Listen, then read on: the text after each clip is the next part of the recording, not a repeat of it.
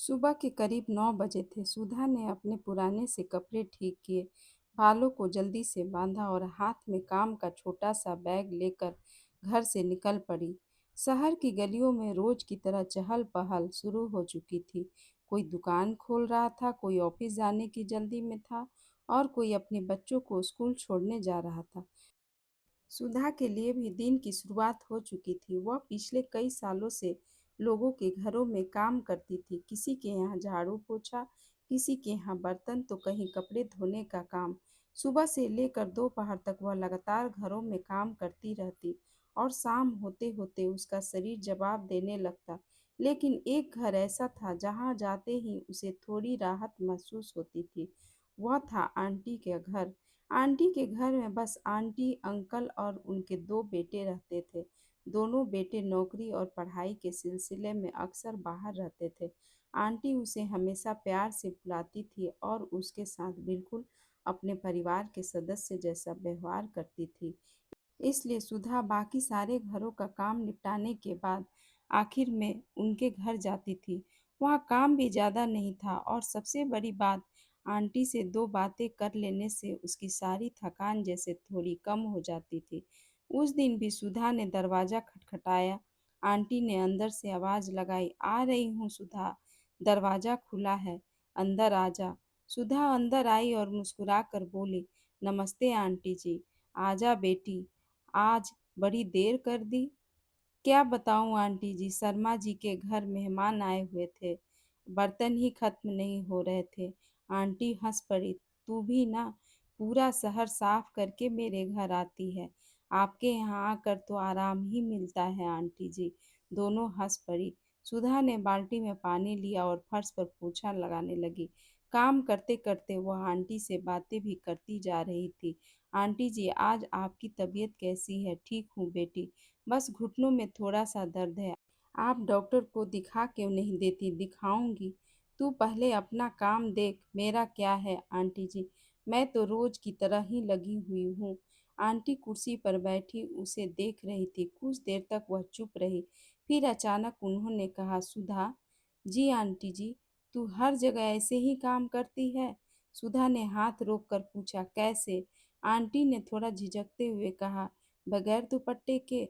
सुधा ने सहजता से जवाब दिया, हाँ जी, मुझसे दुपट्टा लेकर काम बिल्कुल नहीं होता।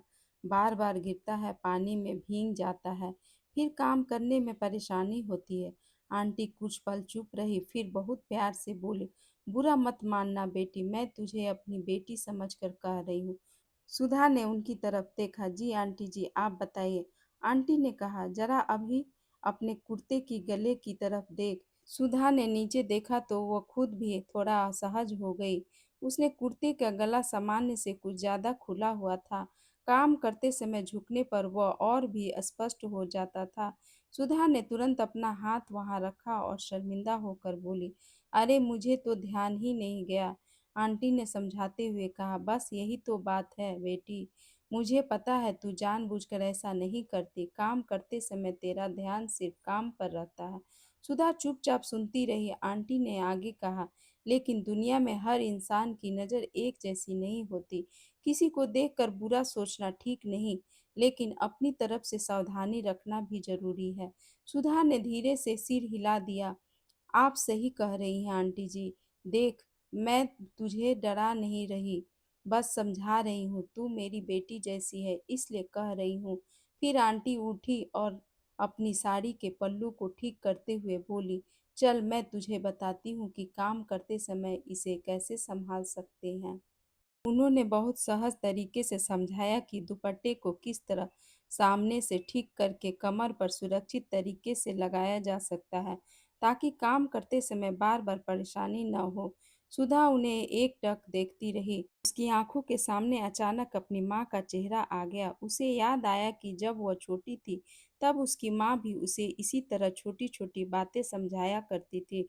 सुधा, बाहर जाते समय अपने कपड़े ठीक रखना। सुधा, किसी के घर जाओ तो बड़ों से अच्छे से बातें करना। सुधा, कोई परेशानी हो तो डरना मत। लेकिन उसकी माँ बहुत जल्दी इस दुनिया से चली गई थी।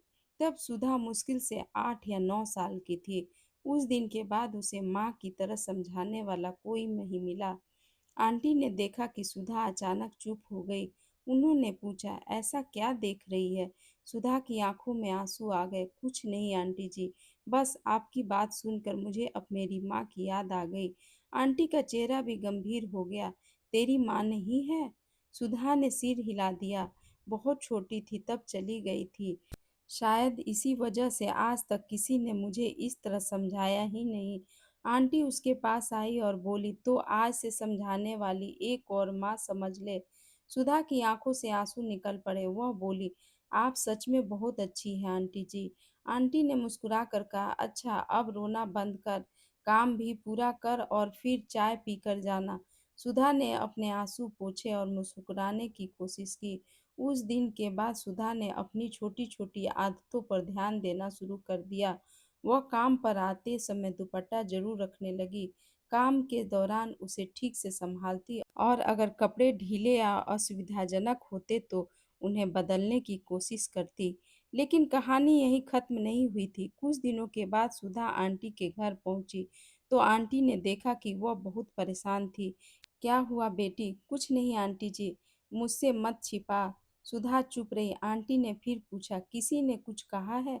सुधा ने धीरे से बताया, आज एक घर में एक आदमी ने मेरे बारे में गलत बात कही। आंटी ने गंभीर होकर पूछा, क्या हुआ? सुधा ने बताया कि उस व्यक्ति ने उसके पहनावे को लेकर टिप्पणी की थी और उसे बहुत बुरा लगा था। आंटी ने उसका हाथ पकड़कर कहा, सुधा एक बात हमेशा याद रखना, अपने कपड़ों और अपनी सुरक्षा का ध्यान रखना अच्छी बात है, लेकिन किसी दूसरे व्यक्ति की गलत हरकत की जिम्मेदारी तुम्हारी नहीं होती। सुधा ने उनकी ओर देखा। आंटी बोली, मैंने उस दिन तुझे सावधानी के लिए समझाया था। इसका मतलब यह बिल्कुल नहीं है कि अगर कोई गलत व्यवहार करे तो गलती तेरी है। सुधा की आंखें नम हो गई। तो फिर मुझे क्या करना चाहिए? सबसे पहले डरना नहीं। अगर कहीं कोई व्यक्ति तुझे असहज महसूस कराता है तो अकेले मत सहना। घर के भरोसेमंद लोगों को बताना, जरूरत पड़े तो उस घर में काम छोड़ देना और अपनी सुरक्षा को सबसे ऊपर रखना।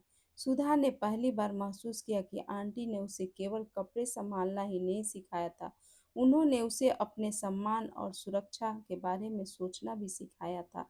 समय बीतता गया। अब सुधा और आंटी के बीच का रिश्ता पहले से भी और गहरा हो गया था। सुधा जब भी परेशान होती आंटी के पास आ जाती। कभी घर की परेशानी, कभी पैसों की चिंता, कभी अपने भविष्य की चिंता। एक दिन सुधा ने कहा, आंटी जी मैं चाहती हूँ कि मेरी बेटी को मेरी तरह घर घर में काम करना न पड़े। आंटी ने पूछा, तो क्या करना चाहती है? उसे पढ़ाना चाहती हूँ, खूब पढ़ाना चाहती हूँ। आंटी मुस्कुराई, तो पढ़ा उसे। गरीबी पढ़ाई की दुश्मन नहीं होती अगर हिम्मत साथ हो। सुधा बोली, लेकिन खर्चा बहुत है। आंटी ने कहा, जहाँ जरूरत हो मुझसे कहना। सुधा ने तुरंत मना कर दिया, नहीं आंटी जी, मैं किसी पर बोझ नहीं बनना चाहती। मदद लेना बोझ बनना नहीं होता सुधा। कुछ महीनों के बाद सुधा की बेटी ने स्कूल की परीक्षा में बहुत अच्छे अंक हासिल किए। सुधा खुशी से आंटी के घर पहुंची। आंटी जी देखिए, उसने बेटी की मार्कशीट उनके हाथ में रख दी। आंटी ने अंक देखे और खुशी से बोली, वाह, मेरी पोती ने भी तो कमाल कर दिया। सुधा हंसते हुए बोली, आपकी पोती? हाँ, क्यों, तू मेरी बेटी है तो मेरी पोती हुई ना। दोनों हंसने लगी। उस दिन सुधा ने मन ही मन अपनी माँ को याद किया। उसे लगा जैसे जिंदगी ने उससे फिर उसकी माँ छीन ली थी, लेकिन फिर किसी और रूप में उसे वही ममता वापस दे दी थी। कई साल गुजर गए। सुधा की बेटी बड़ी होने लगी, पढ़ाई में आगे बढ़ती गई। उसने एक दिन अपनी माँ से कहा, माँ मैं बड़ी होकर ऐसी नौकरी करूंगी कि आपको कभी इतनी मेहनत न करनी पड़े। सुधा ने उसे गले लगा लिया। बस तू अच्छी इंसान बनना बेटी, यही मेरी सबसे बड़ी कमाई होगी। उसकी बेटी ने पूछा, माँ आपको ये सब किसने सिखाया? सुधा कुछ पल चुप रही, फिर मुस्कुराकर बोली, एक आंटी ने। कौन सी आंटी? जो मेरी आंटी नहीं थी लेकिन माँ जैसी थी। कुछ दिनों के बाद आंटी की तबीयत अचानक खराब हो गई। सुधा को खबर मिली तो वो अपना काम छोड़कर तुरंत उनके घर पहुंची। आंटी बिस्तर पर लेटी थी। सुधा उनके पास बैठ गई। आंटी जी, अब कैसी है तबीयत? ठीक हूँ बेटी। आपने मुझे बताया क्यों नहीं? तू परेशान हो जाती। तो क्या मैं आपकी बेटी नहीं हूँ? आंटी ने उसका हाथ पकड़ लिया। तू बेटी से कम कब थी? सुधा की आंखों में आंसू आ गए। उसने कहा, आंटी जी, आपने मुझे बहुत कुछ सिखाया है। क्या? काम करना तो मुझे पहले से ही आता था। आपने मुझे खुद की इज्जत करना सिखाया, अपनी सुरक्षा को महत्व देना सिखाया और सबसे ज़रूरी, आपने मुझे माँ जैसा अपनापन दिया। आंटी ने उसका हाथ दबाया। बस बेटी, तू खुश रह, यही मेरे लिए काफ़ी है। उस दिन सुधा ने जाते समय आंटी के पैर छुए और आंटी ने उसके सिर पर हाथ रखा और कहा, जैसे मैंने तुझे समझाया वैसे ही तू अपनी बेटी को समझाना। लेकिन एक बात हमेशा याद रखना, किसी के साथ गलत व्यवहार हो तो उसकी गलती उसी की होती है। हमें खुद को सुरक्षित रखने के साथ-साथ दूसरों की इज़्ज़त करना भी सीखना चाहिए। सुधा ने सिर हिलाया। वह घर से बाहर निकली तो उसके चेहरे पर एक अलग ही आत्मविश्वास था। उसने आसमान की तरफ देखा और मन ही मन अपनी माँ को याद किया। माँ, शायद तुमने ही मुझे आंटी तक पहुँचाया था। उस दिन सुधा को समझ आया कि जिंदगी में रिश्ते हमेशा खून के नहीं होते। कुछ रिश्ते रास्ते में मिलते हैं, कुछ रिश्ते हमें संभालते हैं और कुछ रिश्ते इतने सच्चे होते हैं कि वे माँ की कमी भी खुद हद तक पूरी कर देते हैं। सुधा ने अपनी ज़िंदगी में बहुत संघर्ष देखा था, लेकिन अब उसे अपने भविष्य से डर नहीं लगता था, क्योंकि उसे पता था कि वह अकेली नहीं है।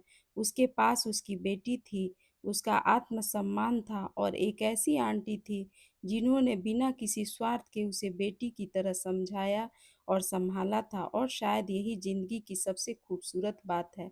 कभी-कभी भगवान हमारे पास किसी अपने को वापस नहीं भेजते, बल्कि किसी अजनबी के रूप में वही ममता भेज देते हैं, जिसकी हमें सबसे ज़्यादा ज़रूरत होती है। तो दोस्तों, अगर आपको सुधा और आंटी की यह भावुक कहानी पसंद आई हो तो वीडियो को लाइक ज़रूर करें और अपने दोस्तों और परिवार के साथ शेयर करें। और ऐसी ही दिल को छू लेने वाली कहानियों के लिए चैनल को सब्सक्राइब करना ना भूलें।